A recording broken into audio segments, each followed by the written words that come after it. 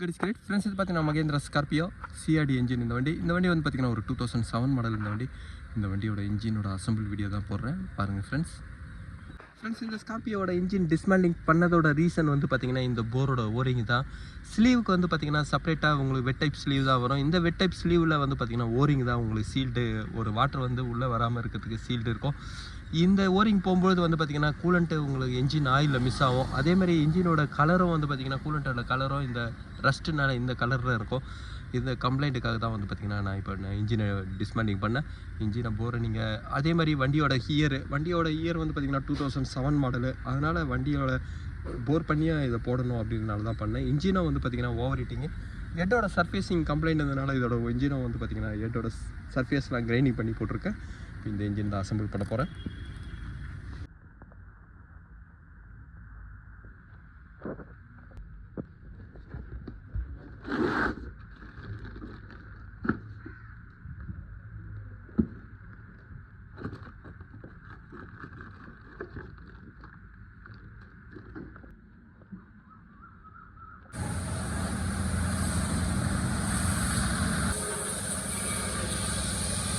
Friends, இந்த Scorpio இன்ஜினில் வந்து பார்த்தீங்கன்னா பிஸ்டன் ரிங்ஸ் எல்லாமே அவங்க லோட் பண்ணிட்டாங்க. இந்த இன்ஜினில் ஸ்ப்ரே ஜெட் இதுக்கப்புறம் நான் ஃபிட் பண்ணுறேன். எப்போவுமே பிஸ்டன் இன்ஸ்டால் பண்ணதுக்கப்புறம் தான் வந்து பார்த்தீங்கன்னா இந்த ஆயில் ஸ்ப்ரே ஜெட்டை ஃபிட் பண்ண முடியும். அதோட ப்ரைஸ் பாருங்கள்,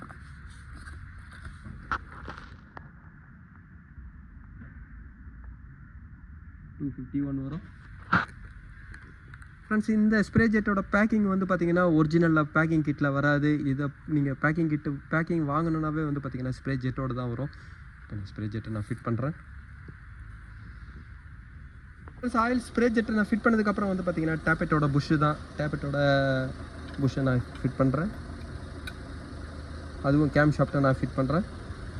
ஃப்ரெண்ட்ஸ், இந்த வண்டியில் வந்து பார்த்திங்கன்னா ஒரு சிலிண்டருக்கு 2 வால்வு தான் வரும். ஒரு இன்லெட், ஒரு எக்ஸாஸ்ட் வரும். அதனால் இதுக்கு 8 கேப் தான் வரும்.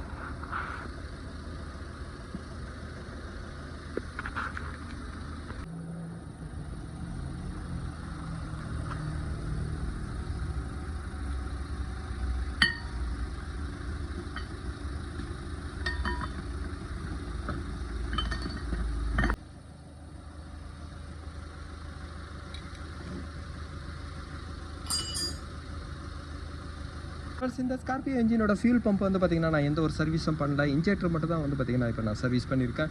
இப்போ இந்த ஃபஸ்ட்டு இன்ஜினோட டைமிங்கை நான் செட் பண்ணுறேன். டைமிங் செட் பண்ணுறதுக்கு ஃபியூல் பம்பை நான் ஃபிட் பண்ணுறேன். ஃப்ரெண்ட்ஸ், இந்த ஸ்கார்பியோ இன்ஜினில் வந்து பார்த்திங்கன்னா டைமிங் செயினை மட்டும் நான் சேஞ்ச் பண்ணுறேன். அதேமாதிரி இதோட கைடு ரெண்டுமே வந்து பார்த்திங்கன்னா நான் சேஞ்ச் பண்ணுறேன். இந்த டைமிங் செயினோட ப்ரைஸ் பாருங்கள் ஃப்ரெண்ட்ஸ். இதில் ஒரு கைடு, இதோட ப்ரைஸு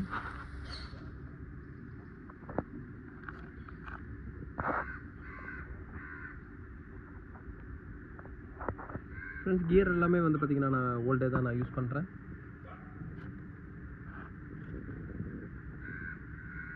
ஃப்ரெண்ட்ஸ், அதேமாதிரி இதோட டென்ஷனர் அசம்பிளை வந்து பார்த்திங்கன்னா நான் நியூவாக தான் சேஞ்ச் பண்ணுறேன். டென்ஷனர் அசம்பிளோட ப்ரைஸ் பாருங்கள், 2800 வருது.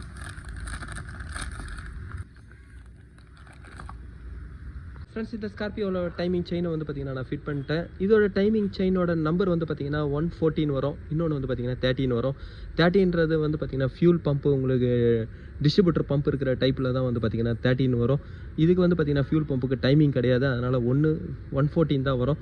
இதில் வந்து பார்த்திங்கன்னா 14 லிங்க் இருக்கணும். 1 2 3 4 5 6 7 8 9 10 11 12 13 14ல் வந்து பார்த்திங்கன்னா இங்கே டைமிங் லாக் ஆகும். ஃப்ரெண்ட்ஸ், இதில் ஈஸியாக ஐடென்டிஃபிகேஷன் பண்ணுறதுக்கு கியர்லேயும் ஒரு பஞ்சு கொடுத்துருக்காங்க. செயின்லேயே வந்து பார்த்திங்கன்னா ஒரு கலர் கோடு கொடுத்துருக்காங்க.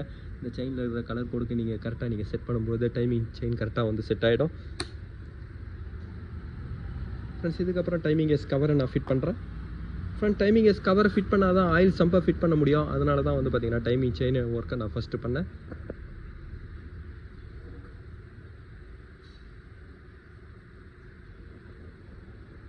இந்த டைமிங் கேஸ்க்கு வந்து பார்த்திங்கன்னா ஒரு பேக்கிங்லாம் கிடையாது. இதுக்கு பேஸ்ட்டு தான் நான் இப்போ ஆட் பண்ணுறேன். ஏன்னா மிரர் ஃபினிஷிங்கும் போது வந்து பார்த்திங்கன்னா பேஸ்ட்டு தான் வரும்.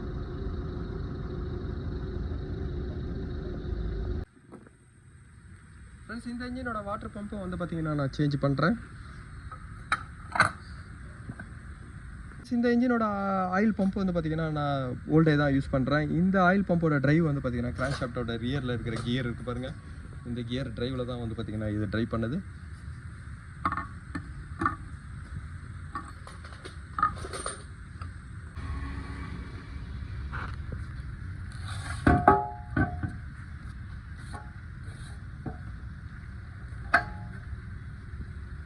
ஃப்ரெண்ட்ஸ் இந்த இன்ஜினோட ஆயில் சம்பை நான் ஃபிட் பண்ணதுக்கப்புறம் வந்து பார்த்திங்கன்னா எட்டு தான் நான் ஃபிட் பண்ணுறேன். இப்போ நான் இன்ஜினை வந்து பார்த்திங்கன்னா ஸ்ட்ரைட் பண்ணுறேன். இதில் வந்து பார்த்திங்கன்னா ஒரு ஆஃப் இன்ஜினோட ஒர்க்கு முடிஞ்சிச்சு. இந்த ஸ்கார்பியோவில் சிலீவில் வந்து பார்த்திங்கன்னா இந்த ஒரு போல்டு போட்டு லாக் பண்ணியிருக்காங்க. இந்த போல்டு இல்லைன்னா பிஸ்டன் உங்களுக்கு மேலே வரும்போதே வந்து பார்த்திங்கன்னா சிலீவை உங்களுக்கு மேலே வரும்.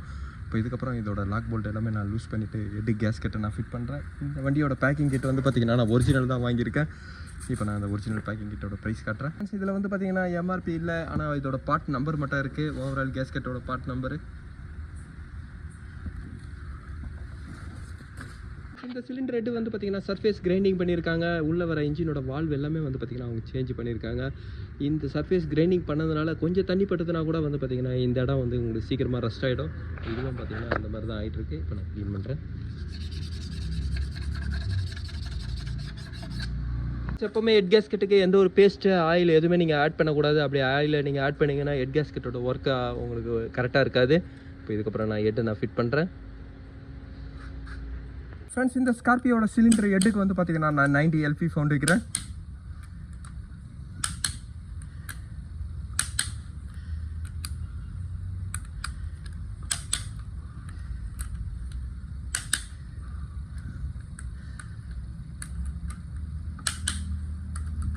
ஃப்ரெண்ட்ஸ் இதுக்கப்புறம் வந்து பார்த்திங்கன்னா ராக்கர் ஷாஃப்ட்டை நான் ஃபிட் பண்ணுறேன். அதுக்கு முன்னாடி வந்து பார்த்திங்கன்னா புஷ்ராடு நான் ஃபிட் பண்ணுறேன்.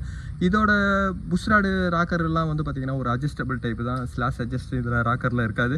இப்போ நான் உங்களுக்கு இதுக்கு டேப்பட் கிளியரன்ஸ் நீங்கள் வச்சு தான் ஆகணும். ஃப்ரெண்ட்ஸ் இந்த புஷ்ராடை போடும்போது வந்து பார்த்திங்கன்னா நீங்கள் கேர்ஃபுல்லாக போடுங்க. ஏன்னா இது டேப்பட்டில் போய் கரெக்டாக இன்செர்ட் ஆகணும். டேப்பட்டில் இன்செர்ட் ஆகல, பாடியில் போய் இன்செர்ட் ஆகிடுச்சுன்னா உங்களுக்கு வால் வந்து பார்த்திங்கன்னா ஃபுல்லாக ஓப்பனில் இருக்கும். அதனால் எப்போயுமே புஷ்ராடை லைட்டாக ரொட்டேஷன் பண்ணிங்கன்னா உங்களுக்கு ஃப்ரீயாக ரொட்டேஷன் ஆகணும். அதை நீங்கள் பார்த்தே நீங்கள் கூட பண்ணலாம்.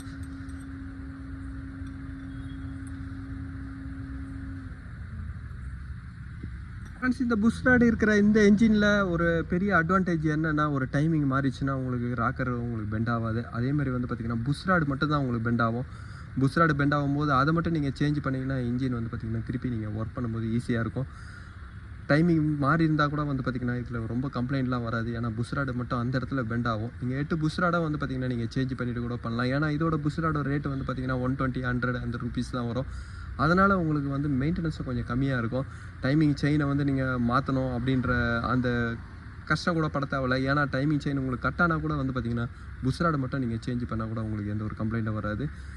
இப்போ இதில் விட ராக்கர் எல்லாமே வந்து பார்த்திங்கன்னா நான் இப்போ ஓல்டு தான் நான் யூஸ் பண்ணுறேன். இப்போ ராக்கரோட பொசிஷன் எல்லாமே நான் இப்போ எடுத்துன்னு வந்துட்டேன். இப்போ இதுக்கப்புறம் நான் ராக்கரை ஃபிட் பண்ணுறேன். ஃப்ரெண்ட்ஸ் இந்த ராக்கரில் வந்து பார்த்திங்கன்னா ஆயிலோட சர்க்குலேஷன் ஒரு இடம் வரும்.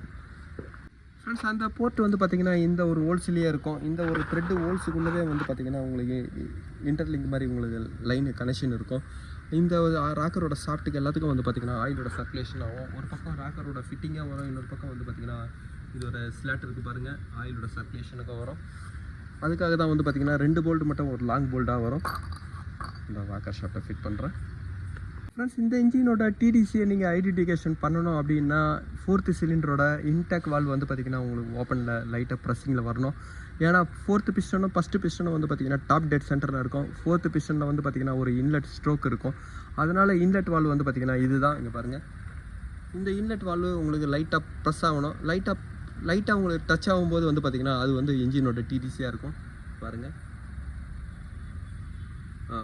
இப்போ கரெக்டாக இருக்குது. இப்போ இந்த பொசிஷன் வந்து பார்த்திங்கன்னா இது இன்ஜினோட டிடிசி வருது. இப்போ நான் ஃபஸ்ட் சிலிண்டருக்கும் செகண்ட் சிலிண்டருக்கும் நான் வால்வு கிளியரன்ஸ் வைக்கிறேன். இந்த இன்ஜினோட வால்வு கிளியரன்ஸ் வந்து பார்த்திங்கன்னா 381 mm வந்து பார்த்திங்கன்னா நான் இதில் வைக்கிறேன். 0.380 mm வைக்கிறேன். 2 புஷ்ராடம் பார்த்திங்கன்னா ஃப்ரீயாக ரொட்டேஷன் ஆகுது பாருங்கள்.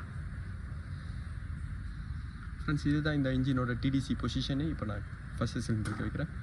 ஃப்ரெண்ட்ஸ் இந்த இன்ஜினில் வந்து பார்த்திங்கன்னா இந்த இன்லெட் வால்வு லைட் ப்ரெஸ்ஸிங் தான் வந்து டிடிசி வரும். அந்த டிடிசி வரும்பொழுது இந்த டிடிசி மார்க் வந்து பார்த்திங்கன்னா நான் பண்ணியிருக்கேன். இப்போ வால்வோட கிளியரன்ஸ் நான் வைக்கிறேன். ஃப்ரெண்ட்ஸ் ஒரு ஃபீலர் கேஜில் வந்து பார்த்திங்கன்னா ஒரு லைட் டைட் ஃபீலிங் இருக்கணும். அப்போ தான் வந்து பார்த்திங்கன்னா அதோட கிளியரன்ஸ் எல்லாமே கரெக்டாக இருக்குதுன்னு அர்த்தம். இப்போ இதில் வந்து பார்த்திங்கன்னா கரெக்டாக இருக்குது. நான் இதிலே இந்த பொசிஷன்லேயே வந்து பார்த்திங்கன்னா லாக் பண்ணுறேன்.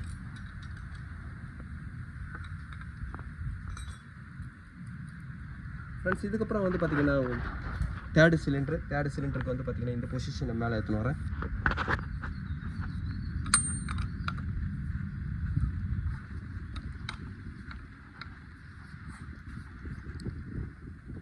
ஃப்ரெண்ட்ஸ் தேர்ட் சிலிண்டரோட புஷ்ராடு ஃப்ரீயாக இருக்கான்னு நான் செக் பண்ணுறேன். இங்கே பாருங்கள், புஷ்ராடு ஃப்ரீயாக இருக்குது.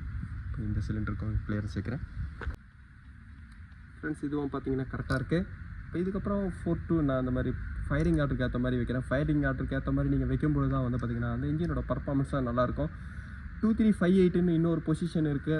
இந்த வால்வு வந்து உங்களுக்கு ப்ரெஸ் ஆகும்போது 2358ன்றது வந்து அந்த பொசிஷன்லேயே வைக்கலாம். அந்த பொசிஷனில் வைக்கும்பொழுது இன்னும் அக்யூரேட்டாக உங்களுக்கு வேணும்னு நீங்கள் ஃபயரிங் ஆர்டரில் வச்சிங்கன்னா தான் கரெக்டாக இருக்கும்.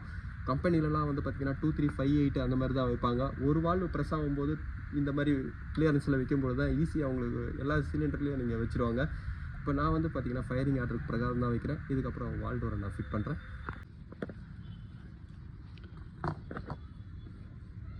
ஃப்ரெண்ட்ஸ் இந்த ஸ்கார்பியோ சிஆர்டியோட பாசிட்டிவ் கிராங்கேஸ் வென்டிலேஷனோட ஆயில் செப்பரேட்டர் வந்து பார்த்திங்கன்னா இதுதான். பிஸ்டனில் வந்து பார்த்திங்கன்னா ப்ளோ பை கேஸ் உங்களுக்கு ஆயில் சம்பில் உங்களுக்கு இறங்கும். ஆயில் சம்பில் இறங்குற ப்ளோ பை கேஸு அதேமாதிரி வந்து பார்த்திங்கன்னா வேக்கம் பம்பு ஆல்டர்னேட்டர் இருக்கிற வேக்கம் பம்பு பூஸ்டர்லேருந்து வேக்கம் செக்ஷன் பண்ணி அந்த ஏரியா வந்து பார்த்திங்கன்னா ஆயில் சம்பில் தான் உங்களுக்கு ரிலீஸ் பண்ணோம். இந்த ஆயில் சம்பில் ப்ரெஷர் அதிகமாகும்போது வந்து பார்த்திங்கன்னா அதுலேருந்து ஒரு ஏர் கிரியேட் ஆகும். அந்த ஏர் தான் வந்து பார்த்திங்கன்னா மேலே வால்டோர் கிட்ட வரும். இந்த வால்டோர் கிட்ட வர இடத்துல வந்து பார்த்திங்கன்னா இந்த ஆயில் செப்பரேட்டர் இருக்கும். இந்த ஆயில் செப்பரேட்டர் என்ன பண்ணணும்னா ஆயிலை மட்டும் உங்களுக்கு உள்ள இன்ஜின் உள்ள ட்ரை பண்ணிவிட்டு ஏரை மட்டும் பார்த்திங்கன்னா ஏர் ஃபில்டருக்கு உங்களுக்கு கொடுக்கும். இதுதான் close type positive ventilation system அப்படின்னுவாங்க. இப்போ நான் இந்த சிஸ்டத்துக்கு அப்புறம் வால்டோரை நான் ஃபிட் பண்ணுறேன். ஃப்ரெண்ட்ஸ் இந்த ஸ்கார்பியோ இன்ஜினோட 4 இன்ஜெக்டரும் வந்து பார்த்திங்கன்னா நான் சர்வீஸ் தான் பண்ணியிருக்கேன். இதில் வந்து பார்த்திங்கன்னா எல்லாமே நான் க்ளீன் தான் பண்ணியிருக்கேன் இன்ஜெக்டரை நான் ஃபிட் பண்ணுறேன். ஃப்ரெண்ட்ஸ் இந்த ஸ்கார்பியோ இன்ஜின் வந்து பார்த்திங்கன்னா நான் ஃபுல்லாக அசம்பிள் பண்ணிட்டேன். இதுக்கப்புறம் வந்து பார்த்திங்கன்னா காரில் நான் லோட் பண்ணுறேன். இந்த இன்ஜினில் வந்து பார்த்திங்கன்னா ஃபியூல் பம்பு நான் சர்வீஸ் பண்ணல. ஏன்னா ஃபியூல் பம்பு வந்து ஓல்டே தான் யூஸ் பண்ணுறேன். ஆனால் ஃபியூல் பம்போட இன்ஜெக்டர் வந்து பார்த்திங்கன்னா நான் சர்வீஸ் பண்ணி தான் இருக்கேன்.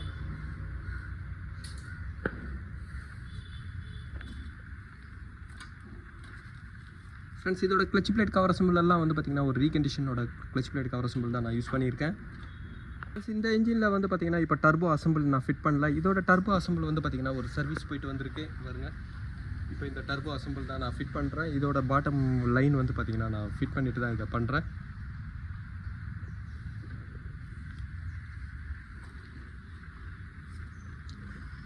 ஃப்ரெண்ட்ஸ் இந்த இன்ஜினில் வந்து பார்த்திங்கன்னா டைமிங் செயின் மட்டும் நான் சேஞ்ச் பண்ணியிருக்கேன். ஏன்னா இந்த இன்ஜினில் ரொம்ப மெயினானது வந்து பார்த்திங்கன்னா ஒரு டைமிங் செயின் தான். அந்த டைமிங் செயினும் அதோட கைடர் வந்து பார்த்திங்கன்னா 2 நான் சேஞ்ச் பண்ணியிருக்கேன். இன்னைக்கு வாட்டர் பம்பும் வந்து பார்த்திங்கன்னா நான் சேஞ்ச் பண்ணியிருக்கேன். இதுக்கப்புறம் வந்து பார்த்திங்கன்னா நான் காரில் லோட் பண்ணுறேன்.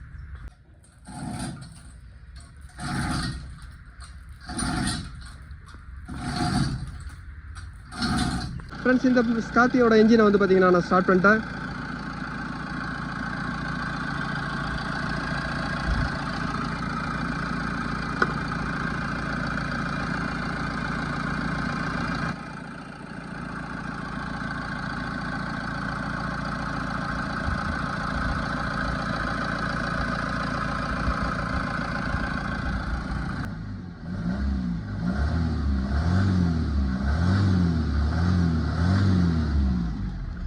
ஃப்ரெண்ட்ஸ் இந்த வண்டியோட கம்ப்ளைண்ட் வந்து பார்த்திங்கன்னா போரோட ஓரிங் போயிருந்தது. அதேமாதிரி என்ஜினோட ஓவர் ஹீட்டிங் கம்ப்ளைண்ட் இருந்தது. கூலண்ட்டோட லெவல் வந்து பார்த்திங்கன்னா அடிக்கடி ட்ராப் ஆகிற கம்ப்ளைண்ட் இருந்தது. அதனால தான் வந்து பார்த்திங்கன்னா இதில் வந்து இன்ஜினோட ஒர்க்கை நான் பண்ணேன்.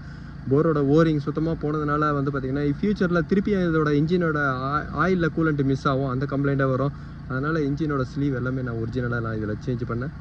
ஃப்ரெண்ட்ஸ் இந்த வீடியோ உங்களுக்கு பிடிச்சிச்சுன்னா லைக் பண்ணுங்கள், ஷேர் பண்ணுங்கள். Thank you friends.